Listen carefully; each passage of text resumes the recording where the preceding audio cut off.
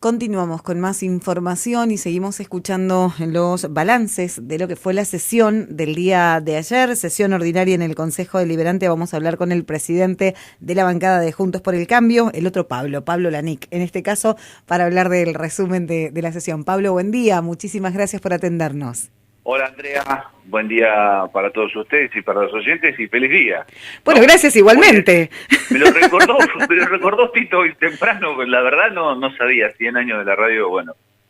Créeme que a mí también me lo recordaste porque tampoco me acordaba.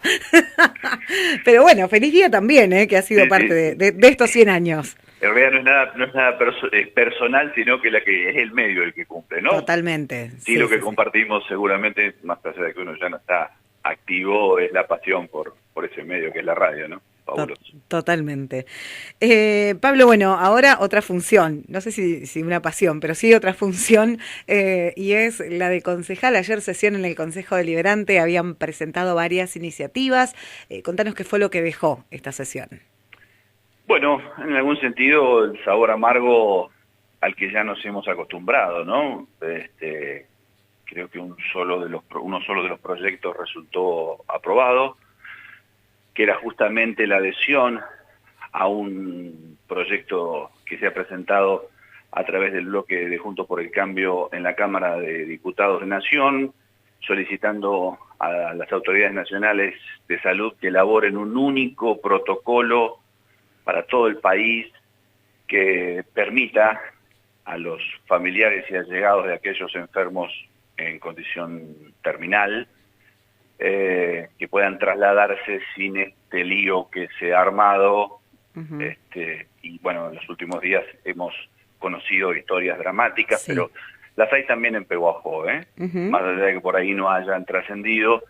Y lo que ha venido pasando es que más allá de los permisos nacionales, después cada provincia fue incorporando otros permisos por debajo de los de Nación, y en una tercera vía también cada municipio a veces empezó también a exigir terceros permisos, ¿no? Claro. Eso hace que en un país tan amplio como el nuestro, las personas que tienen que viajar, prácticamente inviable, tienen que hacer un estudio geográfico y jurídico, es imposible. Más cuando los tiempos apremian, ¿no? Totalmente. Lo hemos visto por los medios nacionales, así que bueno, ese fue la única de las iniciativas que se nos aprobó en la sesión de ayer, ¿no? El resto de las iniciativas, brevemente, y al menos las más debatidas o las que consideren más trascendentes, ¿cuáles eran? Para nosotros, de las más trascendentes, era un proyecto que habíamos presentado en línea con otro allá por el inicio del aislamiento social obligatorio, en el que estaba en comisión aguardando dictamen. Nosotros propusimos, te acordás Andrea, y fue rechazado por el oficialismo, que se eximiera del pago de las tasas a aquellos comerciantes que no estaban pudiendo funcionar, ¿no? Sí. Abrir su negocio y producir. Se nos rechazó aquella iniciativa. Luego, y en la misma línea, con las deudas que se fueron originando por esa situación y ante el reclamo de muchísimos comerciantes que nos hicieron en el bloque, solicitamos o presentamos otro proyecto para la condonación de estas deudas que se habían generado. Lo decíamos creo que con vos el otro día, ¿no? El Estado tiene la obligación de cobro, pero debe ir a fondo en los casos en los que, digamos, habiendo posibilidad, lo que no hay es voluntad de pago. En este caso es muy alejado de lo que está pasando, ¿no? Hay gente que pagaría con todo gusto si es que pudiera estar trabajando, ¿no es cierto? Claro. O si hubiera podido estar trabajando. Algunas actividades, la mayoría han podido volver luego de meses y meses de angustia, ¿no? Bueno, nada, ayer el dictamen de mayoría trasladó una inquietud o una disposición que ha tomado el Ejecutivo de que esos comercios paguen solo el mínimo, pero que paguen al fin. Nosotros íbamos por la exhibición, pero sobre todo teniendo en cuenta un antecedente. el último semestre del año pasado, el intendente municipal eximió del pago de sus tasas por la dramática, en comillas, ¿no? Sí. Dramática situación comercial que atravesaba el país, según decía entonces el intendente, culpa de las políticas del entonces gobierno nacional. 1.400 comercios que estaban abiertos, que estaban trabajando, que estaban produciendo, fueron exceptuados del pago de la tasa, según estimaciones unos 3 millones de pesos de costo fiscal tuvo esa medida. Creo que ayer nos quedó perfectamente claro y ha quedado probado hasta el hartazgo que lo que pasó entonces el año pasado no tuvo que ver con la sensibilidad de un ejecutivo, sino más bien con que los contribuyentes pehuajenses pusimos 3 millones de pesos en la campaña del intendente municipal, ¿no? Porque evidentemente se trató de un acto de campaña. Si queremos comparar la situación del último semestre del año pasado a la situación de un comerciante que hoy no puede abrir sus puertas, no se puede comparar, por supuesto. Con lo cual, esa diferencia en el trato que tuvo el Estado municipal para con ese comerciante, evidentemente tenía que ver con el año electoral. Claro. No hay otra razón. Así que bueno, es una frustración para nosotros, pero más que nada para muchos comerciantes que tenían algún tipo de expectativa también en esa medida, ¿no? Pablo, hubo algunos puntos de debate y de hecho recién hablábamos con un concejal del otro bloque que decía, por ejemplo, el proyecto para iluminar las rutas presentado en esta oportunidad por Fernando Rovelo fue rechazado y nos explicaba Pablo Vanegas que porque lo consideran individualista, Fernando Rovelo no repasó la enorme cantidad de reclamos que hubo de otros referentes políticos antes y entonces entendieron que no correspondía aprobar el proyecto. Bueno, fue inexplicable el rechazo. El tercer considerando del proyecto que presentamos habla, entre otros, de las iniciativas que ha presentado el entonces diputado Avelino Zurro. Pero digamos, tampoco debería llamarnos la atención, ¿no? Ayer, llegado un momento de los sucesivos rechazos, lo dije en la sesión, o lo dijimos en la sesión, parecía que estábamos cerca que nos dijeran que como tenemos un ejecutivo dueño de todas las ideas y de la verdad, en definitiva, casi que no hacía falta que presentáramos ningún proyecto, porque si no es que ya se está trabajando, es que es individualista, o es muy abarcativo, o pone lo que vos quieras. Sí. Lo que hay que entender es que tener mayoría no significa tener razón. Que creerse dueño de la verdad siempre termina siendo una gran mentira, y si la estrategia es que a fuerza de rechazar proyectos nosotros desistamos como bloque de la presentación de esos proyectos, también a esta altura deberían darse cuenta que han fracasado en el intento, porque cada vez que se nos rechaza un proyecto y se nos descalifica además, porque normalmente es por ahí desde donde se argumenta el rechazo, no se nos está descalificando a nosotros. Siempre hay un vecino, un grupo de vecinos, de pehuajenses que están detrás de esa iniciativa, de la cual somos vehículo, y que los descalificados son ellos, ¿no?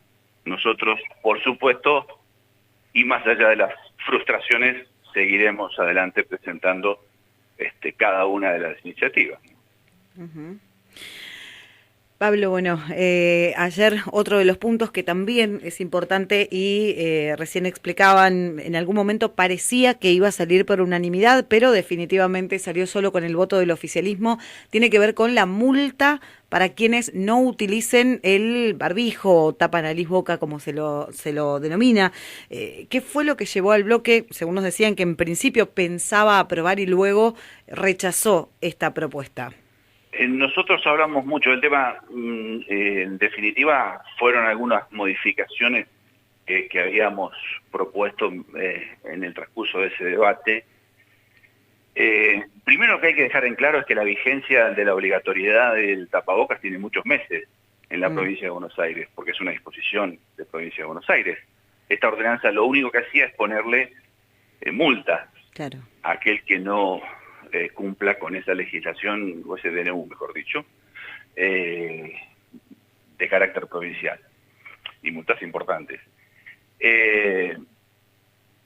Básicamente, nosotros entendemos que para pasar o para empezar a pensar en la parte punitiva, primero hay que agotar la otra parte, que es la de concientización, ¿no?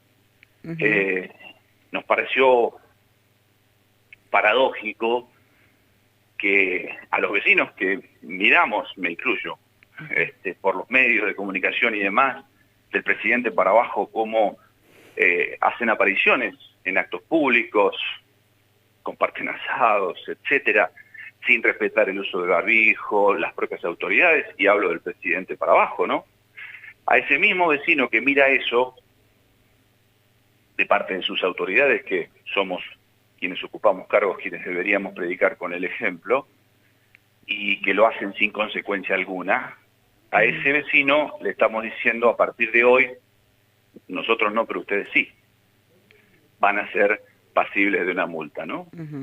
Y eso nos pareció un contrasentido, porque además creemos que hay muchísimas cosas que se pueden hacer, a pesar de que tiene muchos meses de vigencia la disposición provincial. En ningún momento hemos visto un esfuerzo que ameritara pasar a esta otra instancia punitiva por parte del municipio de Pehuajó en cuanto a recorrer, por ejemplo, los lugares donde todos vemos tarde a tarde, si está lindo, cómo hay chicos y grupos tomando mate y demás. Entonces, saltar a eso. Además, estuvimos conversando con algunos distritos donde se han implementado el tema de las multas, y la verdad, salvo el efecto recaudatorio, hay que ir por otro lado, porque evidentemente no ha funcionado. Bragado es uno de ellos, por ejemplo, ¿no? En este caso, el acuerdo, digamos, que ustedes podían llegar a plantear era con algunas modificaciones que se negaron a realizar, por eso el rechazo. No. En algún punto nos habíamos puesto de acuerdo, habíamos pedido que tuviera, había algunos detalles, como por ejemplo que no tenía, es una ordenanza transitoria, porque en el momento que caiga la exigencia del uso del barbijo, te cae la ordenanza.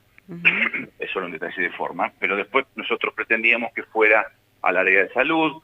Bueno, esto no se accedió, o sea, sí, a salud más desarrollo humano, más, no me acuerdo qué, otra área, etcétera, es decir, rentas generales en definitiva. Pero ese no fue el motivo, porque nosotros lo que veníamos debatiendo hacia dentro del bloque y hablando con otros distritos y viendo las experiencias que han tenido, tenía que ver con esto, ¿no? Que nos hace mucho ruido de caerle al vecino si desde las más altas autoridades no lo estamos predicando con el ejemplo, ¿no? Pablo, como siempre te agradecemos muchísimo por la información y a disposición para seguir difundiendo el trabajo del bloque. Bueno, gracias a ustedes, y ya seguramente en los próximos días estaremos en contacto. Tenemos alguna novedad en relación al tema AFSA. Ya estamos esperando. Tema. Bueno, sí, en eso estuvimos trabajando toda la mañana, así que bueno, ya seguramente en los próximos días vamos a conversar. Bien, muchísimas gracias realmente en este punto particular, porque son cuestiones realmente prioritarias para la comunidad y que hace tantísimo tiempo están en espera. Estamos aguardando las novedades al respecto. Sí, claro. Muchísimas gracias como siempre, que tengas buen día. Gracias por el espacio. Hasta luego. Chau. Bueno, Pablo Lanic, el concejal de Juntos por el Cambio, hablando también de su visión, de lo que dejó esta sesión en el Consejo Deliberante, los proyectos que prácticamente todos han sido rechazados, los presentados desde la oposición, y esto que en muy poquito tiempo vamos a tener alguna novedad respecto de los reclamos ante ABSA.